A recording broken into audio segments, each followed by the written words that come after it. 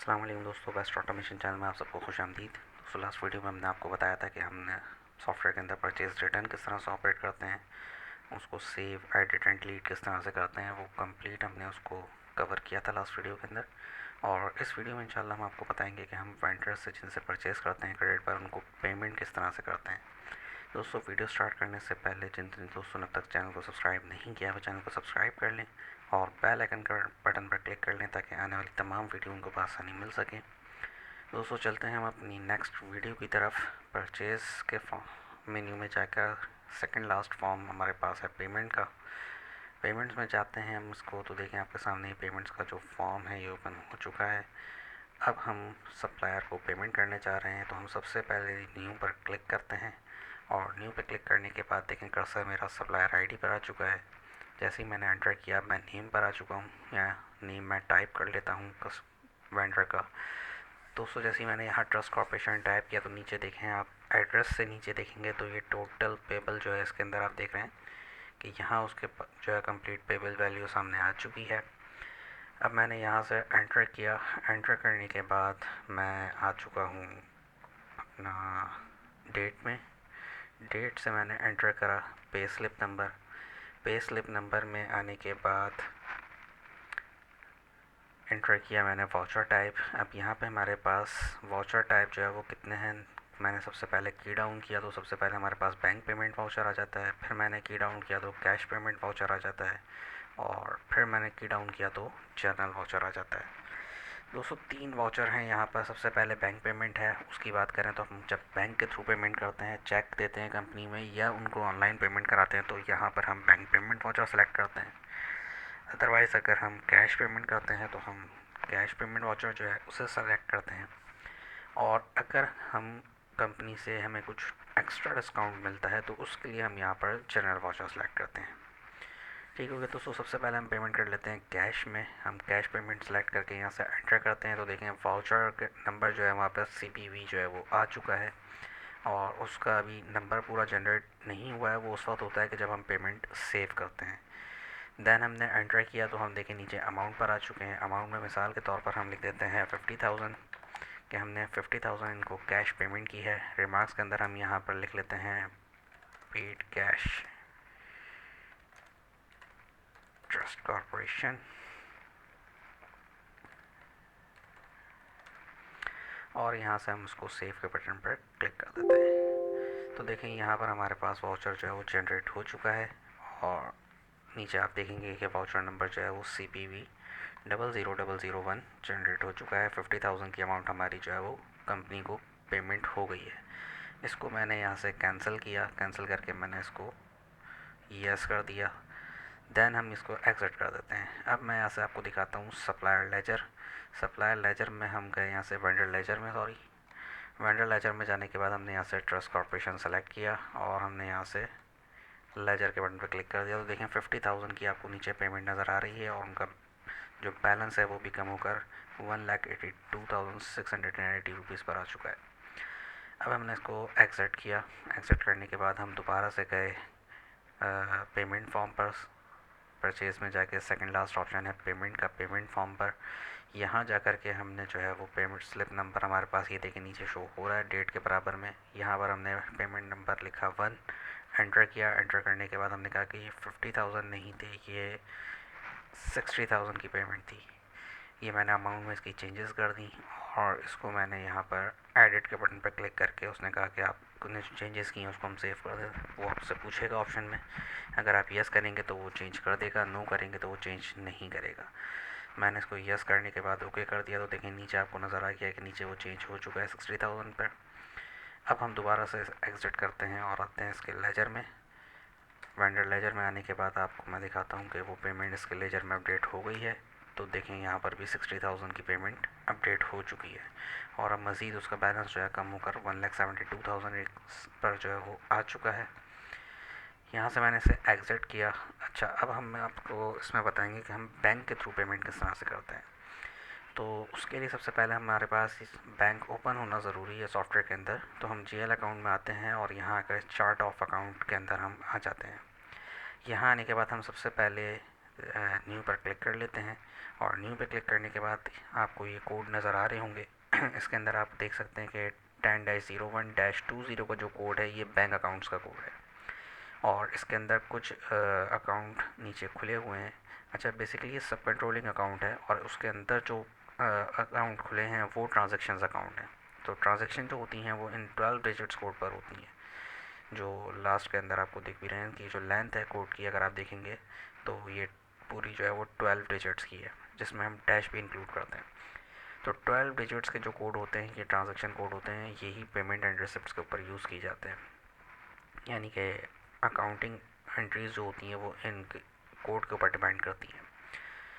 तो उसके ऊपर हम ये देखते हैं कि अभी हमारे पास कुछ अकाउंट्स इस तरह के खुले हुए हैं जो हमने डमी अकाउंट्स खोले हुए हैं, जैसे receive online, checks in hand. असल में होता ये है बेसिकली कि कुछ आपके पास ऑनलाइन इस तरह की आती हैं कि आपको जब आती हैं अकाउंट्स में तो उस वक्त नहीं पता होता कि ये ऑनलाइन कहाँ से आई हैं, किसकी हैं। तो आप एक उनको डमी अकाउंट में ले जाते हैं, रिसीव ऑनलाइन के नाम से एक अकाउंट आप खोल लेते हैं और उसके अंदर सारी वो ऑनलाइन जो है उनको सेव कर लेते हैं। दैन जब आपको पता चलता है कि अच्छा ये रिसीव ऑनलाइन जो है बेसिकली ये किसी इस अकाउंट की है और ये किसी और इस कस्टमर ने जो है वो पर्टिकुलर कस्टमर ने आपको भेजी है, फिर आप उस एंट्री को अपने पास एडिट करते हैं और वो एंट्री को दोबारा से अपने पास सेट कर लेते हैं। सेम ये प्रोसेस जो है वो चेक इन हैंड का होता है कि कस्टमर आपको चेक देता है तो उस वक्त आपके पास एक अकाउंट की सूरत में हम एक अकाउंट ओपन कर लेते हैं चेक इन हैंड का, बैंक की सूरत में। तो वो सारे चेक्स तो हमारे पास जब तक वो ड्रॉज में रखे होते हैं तो वो चेक्स इन हैंड के अंदर होते हैं। फिर उसको हम जैसे जैसे जो है वो क्लियर करते जाते हैं तो हम उनको शिफ्ट करते जाते हैं बैंक अकाउंट्स के अंदर। इस वजह से हमने कुछ यहाँ पर डमी अकाउंट्स अपने खोले हुए हैं। तो अब यहाँ पर हम देखते हैं कि कोड जो है वो हमारे पास जो है वो 10-01-20-00-001, 1 के बाद 2, 3, 4, 4 के बाद 16, 17 वो अलग चीज़ है, उसके बारे में फिर हम आपको बाद में बताएंगे। अच्छा, 4 जो है 4 के बाद हमारे पास 5 नहीं है तो हम क्या करते हैं कि 4 वाले को यहाँ से Ctrl+C करके कॉपी कर लेते हैं और उसको ऊपर पेस्ट करके Ctrl+V से पेस्ट करके और 4 की जगह पर हम 5 कर देते हैं। देन हम एंटर करते हैं और यहाँ आने के बाद हम इसके अंदर टाइप कर लेते हैं। फॉर एग्ज़ाम्पल हमारा अकाउंट है मीज़ान बैंक में, तो हम मीज़ान बैंक यहाँ पर टाइप कर लेते हैं और यहाँ पर हम उसको सेव कर लेते हैं। तो देखें यहाँ पर आपके पास नीचे मीज़ान बैंक आ चुका है।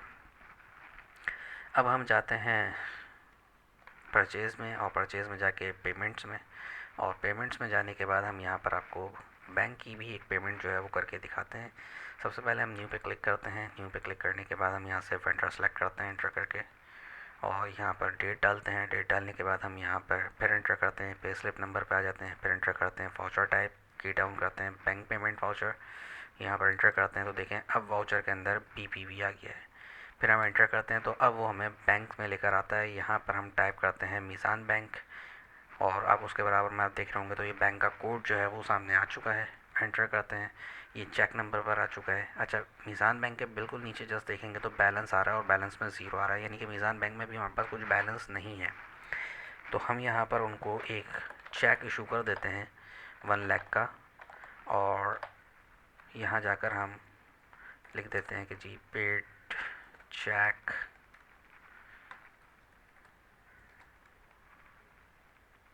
Number 131221331 to trust corporation. ये हमने यहाँ पर एक अपना रिमार्क्स लिख लिया है।